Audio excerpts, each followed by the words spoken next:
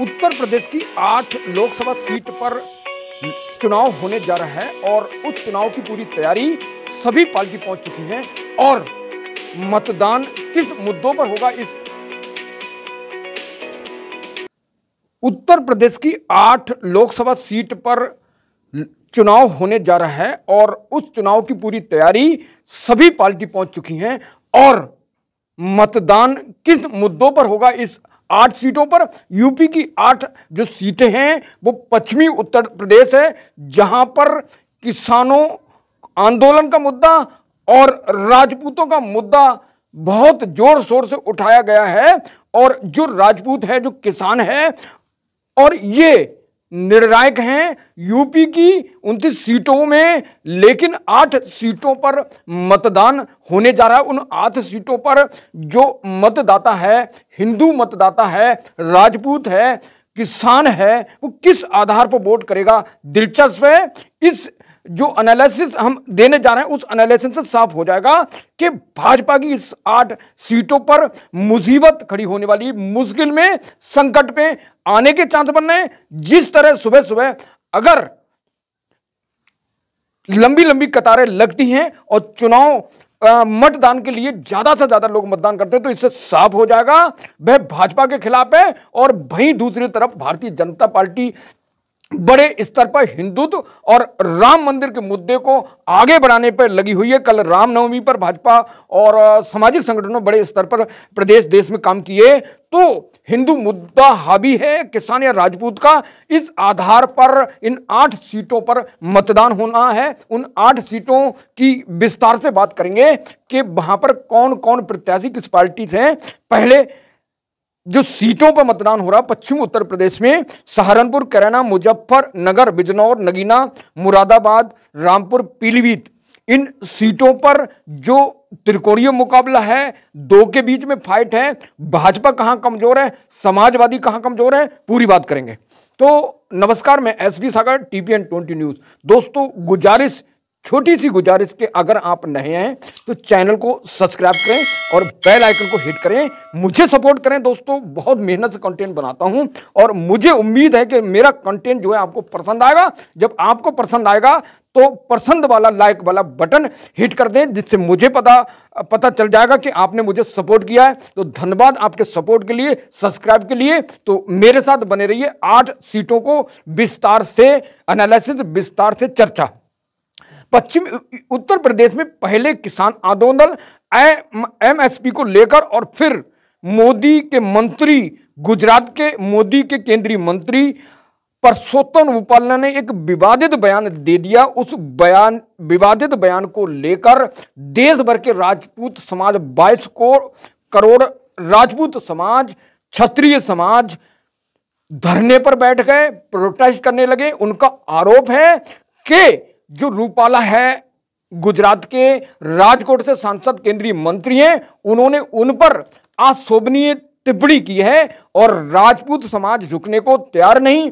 उधर भाजपा ने भी अपना दृष्टिकोण क्लियर कर दिया कि 5-6% ये जो राजपूत समाज है गुजरात में, इससे कोई असर नहीं पड़ेगा, लेकिन जो रूपाला है उस समाज के 14 से 16% मतदाता, इसलिए वह इस प्रत्याशी को नहीं हटाएंगे, चुनाव से नहीं हटाएंगे। और राजपूत समाज ने कसम खाई कि भाजपा को उखाड़ फेंकेंगे, भाजपा को वोट नहीं देंगे। बहुत सारी क्लिप वायरल हुई और मुजफ्फरनगर, मेरठ, सुमाली जो पड़ती है कैराना, और जो एरिया है नगीना, और पीलीभीत है, रामपुर है, यहां पर अगर किसान का मुद्दा, राजपूत का मुद्दा हावी होता है तो यहां भाजपा का नुकसान उठाना तय है। अगर यहां हिंदुत्व और राम का मुद्दा उठाना है तो एक बार फिर भाजपा 8 सीटों पर जीतेगी। तो ये वहां की जनता को तय करना है कि राजपूतों के साथ अन्याय हुआ या किसानों के साथ अन्याय हुआ। तो इन मुद्दों को अब जनता को तय करना है। लेकिन ये बात बिल्कुल सटीक है कि किसान, राजपूत भाजपा से दूर है, नाराज है। जिस तरह भाजपा राजपूतों के आगे नहीं झुकी और इसी मुद्दे का असर ये किसान के एमएसपी को जिस तरह कील काटे और बॉर्डरों पर रोका गया, ये मुद्दा जो होगा इसी आधार पर ये 8 सीटों पर मतदान होना है। तो आपको खुद लग जाएगा कि जो मतदान होना है उस मतदान पर राजपूत, और किसान और प्लस मुस्लिम जो साइलेंट पर है वो सपा को सपोर्ट करेगा। तो आप खुद समझिए कि जब सपा को कांग्रेस को सपोर्ट करेगा तो क्या स्थिति होगी। तो पहला किसानों का आंदोलन, फिर राजपूतों का आंदोलन, और जिस रूपाला जो मंत्री है मोदी को उन्होंने बयान दिया, उस बयान को राजपूतों ने अपनी ठेस अपनी अस्मिता, अपनी इज्जत सम्मान से लेकर जोड़ा और प्रोटेस्ट किया। अगर पश्चिमी उत्तर प्रदेश से राजपूत और किसान मुद्दों की अंतर आत्मा के अनुसार मतदान होता है, मतदान करते हैं, तो दोस्तों यहां भाजपा को नुकसान, सीटों पर नुकसान उठाना तय, क्योंकि भाजपा ने ना तो किसान को संतुष्ट किया और ना राजपूतों को किया, क्योंकि भाजपा को पता है कि योगी मोदी और राम लहर के दम पर वह 80 में से 80 सीट जीत जाएंगे और उनके अलावा ये प्रदेश में कोई मुद्दा नहीं है, ऐसा भाजपा का सोचना है। तो 8 सीटों पर जो मतदान होने जा रहा है 19 अप्रैल को, उसमें ठाकुर राजपूत, अगर किसान भाजपा से नाराज हुआ तो भाजपा को नुकसान, अगर ये किसान और राजपूत पलटा तो हिंदू के मुद्दों पर अगर वोट दिया तो ये भाजपा को जिताने का काम करेंगे। तो राजपूत का आंदोलन का जो असर है वो सहारनपुर, कैराना, मुजफ्फरनगर और मेरठ में देखने को मिलेगा और उसी का असर भाजपा पे पड़ेगा। यहां पर राजपूत और भाजपा की लड़ाई को मुसलमान शांतिपूर्वक देख रहे हैं और वह शांत होकर यहां पर मुस्लिम समुदाय बिना ध्रुवीकरण हुए सपा को समर्थन करेगा। और ये सपा को समर्थन करने का ये मुस्लिम समाज का जो लक्ष्य होगा वह समाजवादी के सहारे राहुल गांधी को प्रधानमंत्री बनाने का जो मुस्लिम कम्युनिटी सपना देख रहा है, जो किसान सपना देख रहा है, जो राजपूत देख रहा है, वो कितना सच होगा ये जो शाम को मतदान के बाद जब सूची जारी होगी कि कितने % मतदान हुआ और जून में 4 जून को जब नतीजे आएंगे तो साफ एकदम ट्रांसपेरेंट हो जाएगा। तो 8 सीटों पर राम मंदिर के सहारे भाजपा योगी मोदी कमल खिलाने के जुगत में है। तो वहीं प्रथम चरण में 8 सीटों पर कमल खिलाने की जो तैयारी है भाजपा की, तो वहीं उनकी काट पर समाजवादी कांग्रेस और राजपूत और किसान पहाड़ की तरह खड़े हैं। वो भाजपा को गिराने की, भाजपा को सत्ता से रोकने की कसमें खा रहे हैं और उनकी कसमों में दोस्तों कितना दम है वो तो मतदान के बाद पता चलेगा। लेकिन ये बात बिल्कुल सटीक है, किसान राजपूत भाजपा से नाराज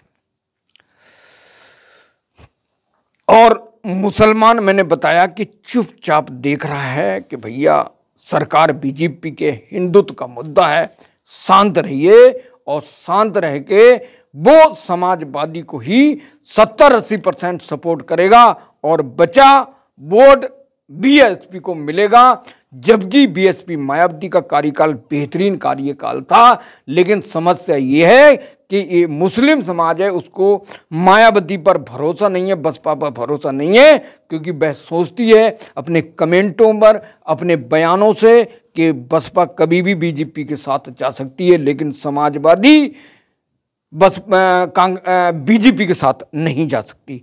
तो भाजपा के खिलाफ विपक्ष ने जो चक्रव्यूह रचा है वो कितना सचक, कितना मजबूत होगा, लेकिन भाजपा को अभी भी भगवान राम पर ऑक्सीजन मिलने का भरोसा है। और अभी रामनवमी थी तो नरेंद्र मोदी ने भगवान राम के टैबलेट में फोटो देखा कि उनके माथे पर एक अग्नि प्रकट हो रही है, सूर्य तिलक हो रहा है। तो इन भावनाओं को हिंदू की भगवान राम के सहारे नरेंद्र मोदी, योगी मोदी भाजपा लगी है कि वो 80 में से 80 सीटें जीत जाएगी। अभी रामनवमी के दिन नरेंद्र मोदी ने दिल पर हाथ रखकर और जो टैबलेट में फोटो देखा कि भगवान राम का सूर्य तिलक हो रहा है और उनकी जो जनता है, जो हिंदू हैं, उनकी भावनाओं से टच होकर, क्योंकि चुनाव जीतना है और चुनाव के बाद सारे मुद्दे फुस हो जाएंगे, लेकिन जो हिंदू की आस्था है वो कभी कम नहीं होगी। तो कहीं ना कहीं नरेंद्र मोदी भाजपा लोगों के भावनाओं से जुड़ने का काम कर रही है। उधर भाजपा को नुकसान पहुंचाने का ये जो राजपूत समाज है, किसान है, बड़े स्तर पर लगा है। तो अब देखते हैं कि आखिर जो राम के नाम से कितनी ऑक्सीजन मिल पाएगी। उस ऑक्सीजन से क्या 80 सीटें यूपी में फतेह करवाएगी बीजेपी या फिर नहीं। तो भारतीय जनता पार्टी जहां जहां चुनाव होने हैं और प्रत्याशी हैं, तो भारतीय जनता पार्टी दुविधा में भी पड़ी है। तो दोस्तों, पहले चरण के 19 अप्रैल के 8 लोकसभा सीट पर अगर किसान मुद्दा और राजपूत मुद्दा, ठाकुरों का मुद्दा, गुजरात के मंत्री रूपाला के बयान से नाराज है राजपूत, तो वह भाजपा को नुकसान पहुंचाएंगे और इसी के आधार पर 8 सीटों पर मतदान होना है। अब देखते हैं कि इन 8 सीटों पर किस तरह समीकरण बनते हैं। अब 8 सीटों की बात करते हैं। चर्चा जो 8 सीटें हैं उसमें सबसे पहले सहारनपुर है, जहां से बीएसपी के फजल उर रहमान सांसद थे, उनका टिकट बीएसपी प्रमुख मायावती ने काट दिया और वहां पर पूर्व सांसद राघव लखनपाल को भारतीय जनता पार्टी ने मैदान में उतारा है और सपा ने इमरान मसूद, जबकि बीएसपी ने माजिद अली को। मीडिया सूत्रों का दावा है कि यहां पर त्रिकोणीय मुकाबला है, क्योंकि बीएसपी फाइट में आ गई है, ऐसा मीडिया कह रही है। लेकिन राहुल को प्रधानमंत्री बनता देखना चाह रहे हैं मुस्लिम, राजपूत, किसान और यादव, तो वह 2-2 की फाइट बनने की उम्मीद है। तो अब देखते हैं यहां पर त्रिकोणीय मुकाबला कि आखिर कौन लीड देगा किसे। अब दूसरी करैना सीट, इस पे 16 लाख मतदाता है, मुस्लिम बहुल एरिया है। ये वही एरिया है शामली जिले का जहां पर हिंदुओं का पलायन होता आया, मुस्लिम के कारण दंगे हुए थे और सपा ने, इंडिया गठबंधन ने इकरा हसन को मैदान में उतारा है, जबकि बीएसपी ने प्रदीप कुमार को मौका दिया है। और दूसरी बार, क्योंकि प्रदीप कुमार 2019 में हारे थे और तबस्सुम हसन आरएलडी से जीती थी। आरएलडी समाजवादी का गठबंधन हुआ था 19 में।